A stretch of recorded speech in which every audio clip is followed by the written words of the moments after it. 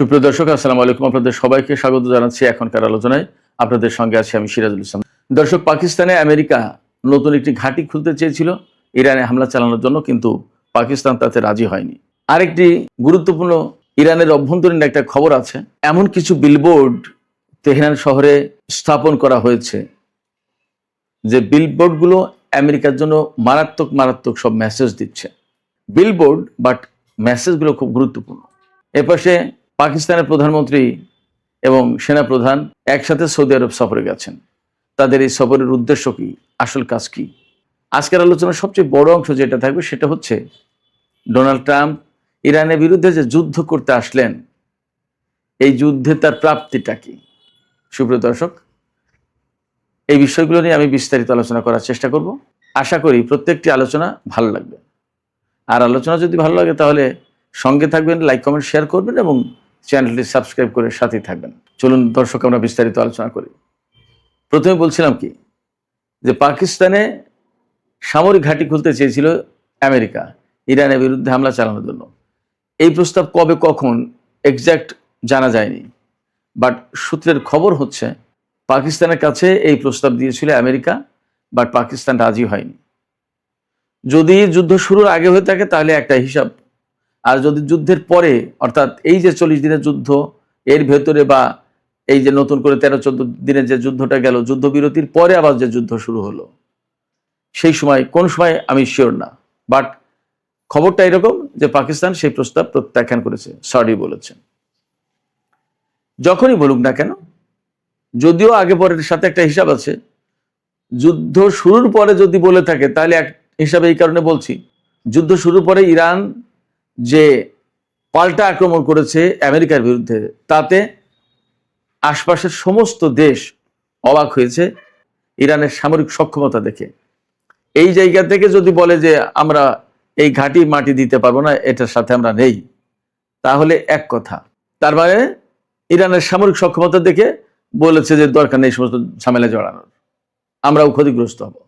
আর যদি যুদ্ধ শুরুর আগের কথা হয়ে থাকে তাহলে ব্যাপারটা এরকম দাঁড়াবে যে পাকিস্তান ইরানকে একেবারেই নিকটতম ভ্রাতৃপ্রতিম বন্ধুপ্রতিম দেশ হিসেবেই দেখেছে, প্রতিবেশী দেশ হিসেবেই দেখেছে, এবং প্রতিবেশীর ক্ষতি তারা করতে দিতে চায়নি। এমন হতে পারে। যেটাই হোক, আলটিমেটলি হিসাব এখানে এসে দাঁড়ায় যে পাকিস্তান এখন পর্যন্ত ইরানের সাথে সৎ প্রতিবেশী সুলভ আচরণ করে এসেছে, মনোভাব দেখিয়েছে, এবং ইরানের ক্ষতি হোক, পাকিস্তান এইরকম কোনো কাজ এখন পর্যন্ত করেনি বলেই আপাতত দেখতে পাচ্ছি। যেমন আমি বলি, এই যে 15 জাতির যে জোট গঠন করেছে, পাকিস্তান কিন্তু অনেক আগেই অ্যাক্টিভ হয়ে যেতে পারত, সেই দিকে যায়নি। সৌদি আরবের সাথে তার প্রতিরক্ষা চুক্তি আছে, এই প্রতিরক্ষা চুক্তির আওতায় ইরানের সাথে কনফ্রন্টেশনে যায়নি। কুয়েতের সাথে প্রতিরক্ষা চুক্তি আগেই ছিল, নতুন করে অ্যাকচুয়ালি সেটা সামনে আনা হলো, ইরানের সাথে কিন্তু কনফ্রন্টেশনে যায়নি। এছাড়া আঞ্চলিক রাজনীতির যে সমস্ত হিসাব নিকাশ, যেমন ইরানের চবাহার বন্দর ভারত ব্যবহার করে এবং সেখানে ইনভেস্ট করেছে। চবাহার বন্দর এবং গোয়াদার বন্দর একদম পাশাপাশি, পাকিস্তানের সীমানায় গোয়াদার বন্দর আর ইরানের সীমানায় চবাহার বন্দর, একদম বেলুচিস্তানের সীমান্তে। এই জায়গা থেকে সম্পর্ক কিন্তু অনেক বেশি খারাপ হতে পারতো ইরান এবং পাকিস্তানের, কিন্তু তা হয়নি। পাকিস্তানের সাথে ইরানের সম্পর্কটা মোটামুটি ভালোর ভেতর দিয়ে গেছে এবং ইদানিং সে সম্পর্ক অনেক বেশি উন্নত হয়েছে। এবং এই উন্নত হওয়ার ফলে ইরান যেমন সুবিধা পাচ্ছে, পাকিস্তানের সুবিধা পাচ্ছে এবং অনেক সুবিধা পাবে। ইরানকে কেন্দ্র করে পাকিস্তানের যে ডিপ্লোমেসি এবং যে সমস্ত কর্মকাণ্ড, তার একটা বিরাট ইতিবাচক প্রভাব পড়েছে মুসলিম বিশ্বে, সারা বিশ্বে তো বটেই, মুসলিম বিশ্বে। এবং পাকিস্তানকে এখন আসলে সবাই অনেকটা মাথায় রাখার মতো করে রাখছে।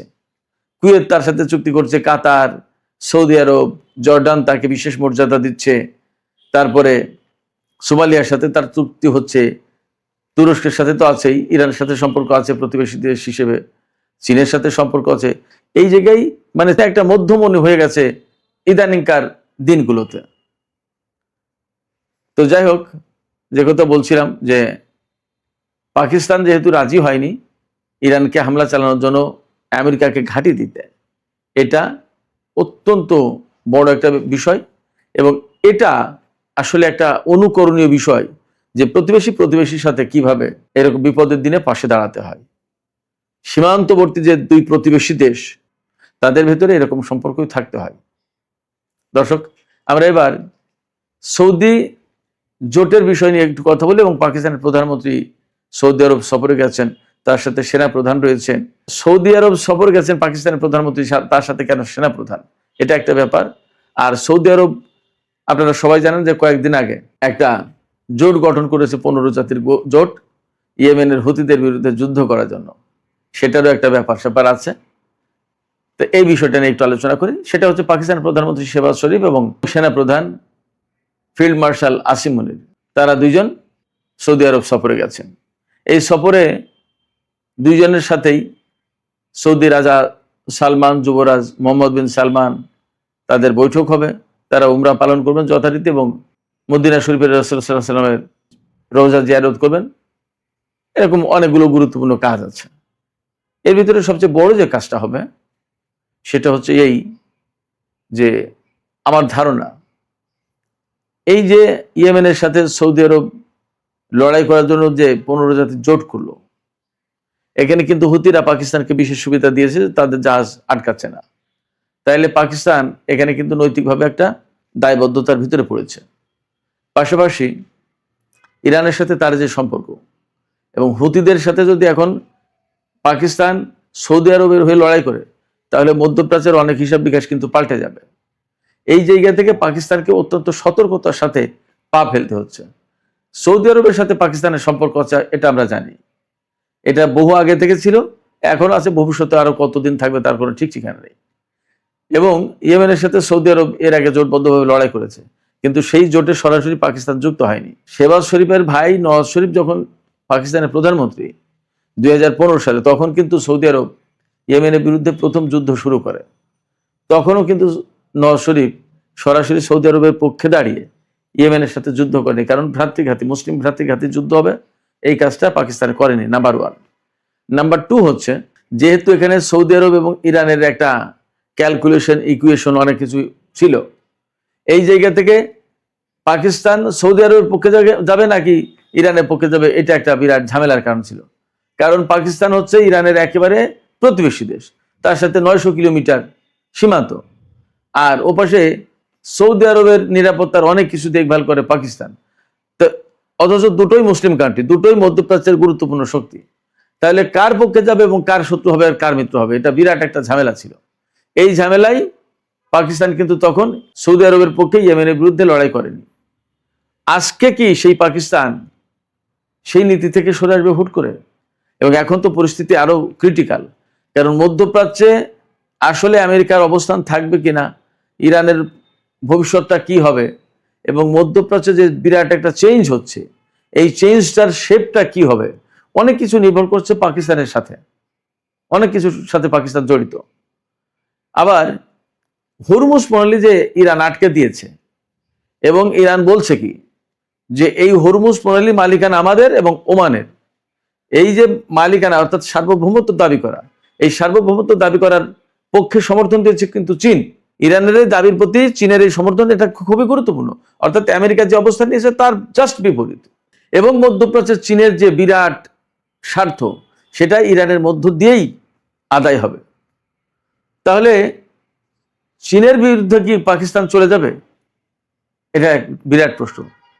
এই জায়গায় আমার কাছে মনে হয় সৌদি আরব জোট করেছে, ঠিক আছে, জোটের কার্যকারিতা কি হবে না হবে সেটা একটা প্রশ্ন। পাকিস্তানের প্রধানমন্ত্রী এবং সেনা প্রধান সম্ভবত সৌদি রাজা সালমান এবং তার ছেলে মোহাম্মদ বিন সালমান, আমার মনে হয় যে তাদেরকে তিনি, এই দুইজন ব্যক্তি বোঝাতে গেছেন বা তাদের সাথে একটা আলাপ আলোচনা, দিন দরবার করতে গেছেন যে এই ধরনের জোট করে যদি ইয়েমেনের বিরুদ্ধে যুদ্ধ শুরু করা হয়, তাহলে তার নেতিবাচক প্রভাবটা কি পড়বে এবং মধ্যপ্রাচ্যে কার কি সমস্যা, কার কি ক্ষয়ক্ষতি হবে, এইগুলো তারা হয়তো তুলে ধরবেন। এবং ফাইনালি নিশ্চয়ই তারা এই মেসেজটা দেওয়ার চেষ্টা করবে, আমার ধারণা, যে এই ধরনের যুদ্ধ পাকিস্তানের জন্য ক্ষতিকর, সৌদি আরবের জন্য ক্ষতিকর, ইরানের জন্য, টোটাল মুসলিম উম্মার জন্য এবং মধ্যপ্রাচ্যের জন্য, সবার জন্যই ক্ষতিকর। এবং এতে আলটিমেটলি লাভবান হবে ইসরায়েল এবং তার সহযোগী শক্তিগুলো। হয়তো পাকিস্তান এই মেসেজ দেওয়ার চেষ্টা করবে। আফটার অল হয়তো চীনের পক্ষ থেকেও কিছু মেসেজ থাকবে আমার ধারণা যে চীনের কিছু মেসেজ নিয়েই পাকিস্তানের প্রধানমন্ত্রী এবং সেনাপ্রধান সৌদি আরব গেছে, যে চীন কিন্তু এই জিনিসগুলো হয়তো চাইছে না। পাকিস্তানের কথা সৌদি আরবের রাজা বাদশারা কতটুকু শুনতে চাইবেন সেটা একটা ব্যাপার, কিন্তু চীনের কথাই তারা চুপ হতে পারে। আমার ধারণা যে সেনাপ্রধান এবং প্রধানমন্ত্রী দুইজন একসাথে সফর গেছেন এই সমস্ত কারণে। এর সাথে কিন্তু আরো কয়েকজন মন্ত্রী আছেন। পররাষ্ট্রমন্ত্রী তো এই মুহূর্তে সৌদি আরবে রয়েছেন, পাকিস্তানের পররাষ্ট্রমন্ত্রী ইসহাক দার। এছাড়া তথ্যমন্ত্রী এবং আরো বেশ কয়েকজন মন্ত্রী এই সফরে শাহবাজ শরীফের সাথে আছেন। সুপ্রিয় দর্শক, আজকের মূল যে আলোচনাটা করতে চাইছিলাম সেটা হচ্ছে যে তেহরান শহরকে বিলবোর্ডের শহরে পরিণত করা হয়েছে। তেহরান শহরকে বিলবোর্ডের শহরে পরিণত করা হয়েছে এবং সেখানে বেশ কিছু মেসেজ ক্যারি করছে আমেরিকার জন্য। একটা বিলবোর্ডে দেখানো হয়েছে যে স্ট্যাচু অফ লিবার্টি ভেঙে চুরে পড়ে গেছে। আর একটা বোর্ডে দেখানো হয়েছে ইরানের সর্বোচ্চ নেতা যিনি শহীদ হয়ে গেলেন আয়াতুল্লাহ আলী খামেনি, তার মুষ্টিবদ্ধ হাত। আরেকটা বিলবোর্ডে দেখা যাচ্ছে যে কারবালায় যে লাল পতাকা ছিল ইমাম হোসেনের কাছে, সেই পতাকা নিয়ে একজন তরুণ দাঁড়িয়ে। আরেকটা বিলবোর্ডে দেখা যাচ্ছে হরমুজ প্রণালী এলাকায় একটা কঙ্কাল পড়ে আছে এবং পারস্য উপসাগর দিয়ে একটি বিরাট বিশাল জাহাজ যাচ্ছে, তাতে লেখা আছে দি পার্সিয়ান গালফ, ফার্সিতে খালিজে ফর্স লেখা রয়েছে। এই যে বিলবোর্ডগুলো, এই বিলবোর্ডগুলো দিয়ে মূল মেসেজ যা বলা হচ্ছে যে আমেরিকা তাদের সর্বোচ্চ নেতাকে হত্যা করেছে, কেন তার প্রতিশোধ দেওয়া হবে না। এবং বলা হচ্ছে যে ইমাম হোসেনের অনুসারীরা, কেন তোমরা তোমাদের ইমামকে হত্যার অর্থাৎ আলী খামেনিকে হত্যার প্রতিশোধ নেবে না। জাগিয়ে তোলা হচ্ছে, মেসেজ দেওয়া হচ্ছে এবং প্রতিশোধের বাণী এখান থেকে প্রচার করা হচ্ছে। এবং স্ট্যাচু অফ লিবার্টি যে ভেঙে পড়ে গেছে, তার মানে স্ট্যাচু অফ লিবার্টি ন্যায় বিচারের প্রতীক ছিল। ন্যায় বিচারের প্রতীক নেই, এটা ধ্বংস হয়ে গেছে, এটা শেষ, এটা প্রমাণ করা হয়েছে। আর পারস্য উপসাগরের হরমুজ প্রণালী এলাকায় যে কঙ্কাল পড়ে রয়েছে, অর্থাৎ আমেরিকা বহুদিন ধরে হরমুজ প্রণালী খোলার চেষ্টা করেও ব্যর্থ হয়েছে, তারা পারেনি, তারা ব্যর্থ। এবং সেখানে ইরানের কন্ট্রোল পরিষ্কার, ইরানের জাহাজ চলাচল করছে, এটা মিন করছে। অর্থাৎ এখানে আমেরিকার জন্য বেশ কিছু মেসেজ আছে। এই মেসেজগুলোর সাকুল্যে মোদ্দা কথা যেটা, সেটা হচ্ছে সেই আলোচনাটাই আসল আলোচনা, এবং সেটা আমি এখন করি। আমেরিকা আসলে মধ্যপ্রাচ্যে অভিযান চালিয়ে কি পেয়েছে? তারা ইরানের সরকার পরিবর্তন করতে এসেছিল, তারা ইরানের পরমাণু কর্মসূচি ধ্বংস করে দিতে এসেছিল, ইরানের সামরিক সক্ষমতা একদম কমপ্লিটলি মাটির সাথে মিশিয়ে দিতে চেয়েছিল, ইরানের হাতে কোনো ক্ষেপণাস্ত্র, কোনো প্রতিরক্ষা ব্যবস্থা থাকবে না, এরকম করতে চেয়েছিল। এবং ইরানে একটা তাদের মতো করে একটা সরকার প্রতিষ্ঠা করতে চেয়েছিল। এটা 48 ঘন্টা থেকে 2-4-5 দিনের ভেতরেই করতে চেয়েছিল। কিন্তু ব্যাড লাক, তাদের সরকার পরিবর্তন হয়নি, ইরানের পরমাণু কর্মসূচি ধ্বংস হয়নি, ইরানের সামরিক সক্ষমতা ধ্বংস করা তো দূরে কথা, আরো বেড়েছে। এবং ইরানে তাদের মতো করে সরকার একটা প্রতিষ্ঠা করতে পারেনি। এটা তো গেল পুরনো আলোচনা। নতুন আলোচনা বা সবচেয়ে গুরুত্বপূর্ণ যেটা, সেটা হচ্ছে এই হরমুজ প্রণালী খোলা ছিল, বন্ধ করে দিয়েছে এখন ইরান। এখন অনেকগুলো শর্ত শরায়তের ভেতর দিয়ে এই হরমুজ প্রণালী ইরানকে দিয়ে খোলাতে হবে। এবং আসলে এই সমস্ত শর্ত শরায়তে ইরান কতদূর রাজি হবে সেটাও এখন প্রশ্ন। অর্থাৎ যুদ্ধের আগে হরমুজ প্রণালী খোলা ছিল, সেই হরমুজ প্রণালী এখন বন্ধ। সেই হরমুজ প্রণালী খুলতে গেলে এখন ইরানকে টাকা দিতে হবে। সেই টাকাটা কি? নগদ ওই যে $300 বিলিয়ন একটা ফান্ড, ওইটা দেওয়ার প্রশ্ন কিন্তু থেকে গেছে। ইরান ওই জায়গা থেকে সরবে না। আবার ইরানের যে সমস্ত বিদেশের তার যে সমস্ত অর্থ সম্পদ আমেরিকা আটকে রেখেছে নিষেধাজ্ঞা দিয়ে, সেই টাকা তাকে ফেরত দিতে হবে। তার উপর থেকে যত নিষেধাজ্ঞা, অর্থাৎ আমেরিকার যত ময়লা আবর্জনা চাপিয়েছিল ইরানের উপর, সেই ময়লা আবর্জনা কার্যত আমেরিকাকেই এখন পরিষ্কার করতে হবে। তাহলে যুদ্ধ করে লাভটা কি হলো? এর চেয়ে বড় কথা, মধ্যপ্রাচ্যে আমেরিকার যত ঘাঁটি ছিল সমস্ত ঘাঁটি তছনছ করে দিয়েছে। তাহলে লাভটা কি হলো? শুধু তছনছ করে দেয়নি, এই ঘাঁটিগুলো আর নতুন করে গড়তে পারবে না আমেরিকা, মনে হচ্ছে না। কারণ হরমুজ প্রণালী খুলে দেবে না, জাহাজ ভর্তি করে অস্ত্র আনতে পারবে না, ঘাঁটিগুলো আর কোনদিন দাঁড়াবে না।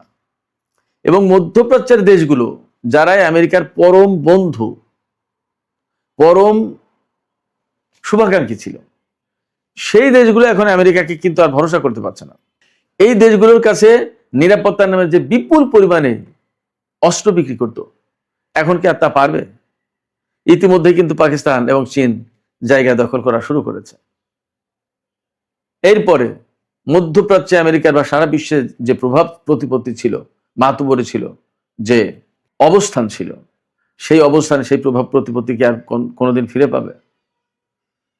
শুধু তাই না, এই যুদ্ধ করতে এসে আমেরিকা যদি এখান থেকে পরাজিত হয়ে মধ্যপ্রাচ্য থেকে চলে যায়, তাহলে ইসরায়েলের নিরাপত্তা কোথায় যাবে?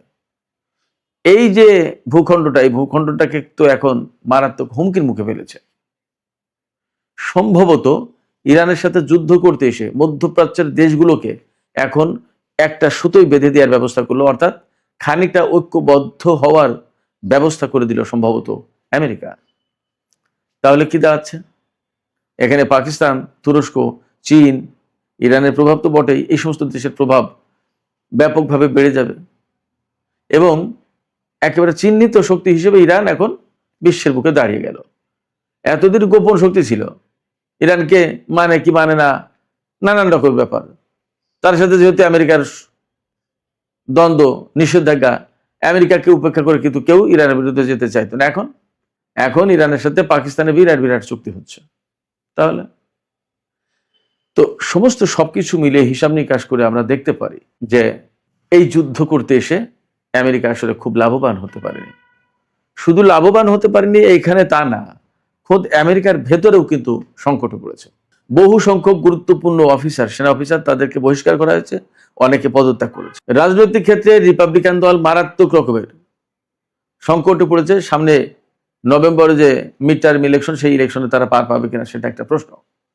ডোনাল্ড ট্রাম্প প্রেসিডেন্ট হিসেবে আমেরিকার জনগণ থেকে শুরু করে সারা বিশ্বের জনগণের কাছে একটা প্রশ্নের জন্ম দিয়েছে। তিনি যা বলেন তিনি তা রাখেন না, তাহলে তিনি কতটুকু বিশ্বাসযোগ্য? তার সাথে কোনো চুক্তি করলে সেটা কি অক্ষত রাখবেন তিনি? সেই প্রশ্ন কিন্তু সবার আগে এখন উঠে আসছে। তার সাথে চুক্তি করতে গেলে সবাই কিন্তু 2 বারের জায়গায় 10 বার ভাবছে। সবকিছু মিলে ইরান যুদ্ধ আমেরিকার জন্য বলা হচ্ছে প্রচন্ডভাবে একটা নেগেটিভ কর্মকাণ্ড হিসেবে দেখা দিয়েছে। এ থেকে পজিটিভ কোনো রিটার্ন আমেরিকার জন্য থাকবে না। এখন ডোনাল্ড ট্রাম্প জোর করে বলছেন যে আমাদের হাতে প্রচুর অস্ত্র আছে, কিন্তু বাস্তব ইনফরমেশন হচ্ছে তাদের অস্ত্র ভান্ডার মারাত্মকভাবে খালি। তাহলে লাভটা কি হলো? সুপ্রিয় দর্শক, এখনকার আলোচনা এখানে শেষ করতে চাইছি। আলোচনা শেষের আগে আপনাদের মতামত জানতে চাই, আপনারা কি মনে করছেন? এই যুদ্ধে ইরানের সর্বোচ্চ নেতা মারা গেছেন এবং আরো অনেক সেনা কর্মকর্তা, বিজ্ঞানী অনেক মারা গেছেন, কিন্তু সমস্ত হিসাব নিকাশে আসলে লাভ কার হয়েছে আর ক্ষতি কার হয়েছে, সমস্ত হিসাব নিকাশ চূড়ান্ত যদি করেন, বেশি লাভবান কে হলো আর বেশি ক্ষতিগ্রস্ত কে হলো? আপনাদের মতামত জানিয়ে কমেন্টে লিখতে পারেন। আর ভিডিও ভালো লাগলে আবারও বলি, লাইক, কমেন্ট, শেয়ার করবেন এবং চ্যানেলটি সাবস্ক্রাইব করে সাথেই থাকবেন। দর্শক, এখনকার মতো আলোচনা এখানে শেষ করছি। সবাই অনেক অনেক ভালো থাকুন। আল্লাহ হাফেজ।